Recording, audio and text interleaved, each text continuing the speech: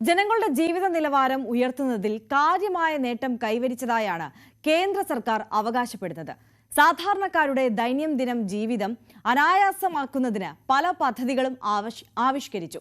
അതുകൊണ്ട് തന്നെ പാവപ്പെട്ട ജനവിഭാഗത്തിന്റെ വിശ്വാസം ആർജിക്കാൻ കഴിഞ്ഞതായി ഒന്നാം വാർഷികം ആഘോഷിക്കുന്ന മൂന്നാം മോദി സർക്കാർ കരുതുന്നു.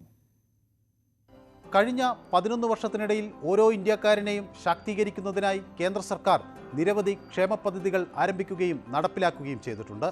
മുദ്ര യോജന, സ്റ്റാൻഡപ്പ് ഇന്ത്യ തുടങ്ങിയ പരിപാടികൾ ശാക്തീകരണത്തിന്റെ പുതിയ ഗാഥകൾ രചിച്ചു. അതിന്റെ ഫലങ്ങൾ ജനജീവിതത്തിൽ ഇന്ന് പ്രകടമാണ്.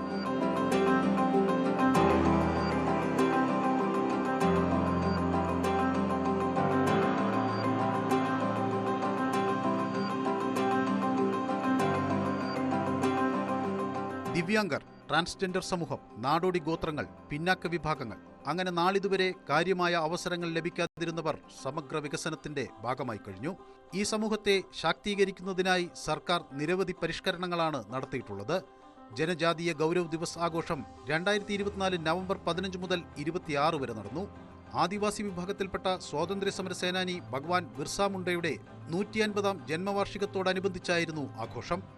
ഇന്ത്യയുടെ ചരിത്രത്തിനും പുരോഗതിക്കും ഗോത്ര സമൂഹങ്ങൾ നൽകിയ സംഭാവനകളെ ആദരിക്കുന്നത് കൂടിയായിരുന്നു പരിപാടി. നമസ്തേ പദ്ധതി ശുചിത്വ തൊഴിലാളികൾക്ക് അന്തസ്സുള്ള ജീവിതം ഉറപ്പാക്കുന്നു.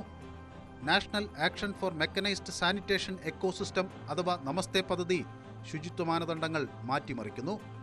ക്ഷേമ പദ്ധതികളും ദാരിദ്ര്യ നിർമ്മാർജ്ജനവും വ്യാപിപ്പിക്കുന്നതിനുള്ള സർക്കാരിന്റെ ശ്രമങ്ങൾ ആഗോളതലത്തിൽ തന്നെ അംഗീകാരം പിടിച്ചുപറ്റുന്നു.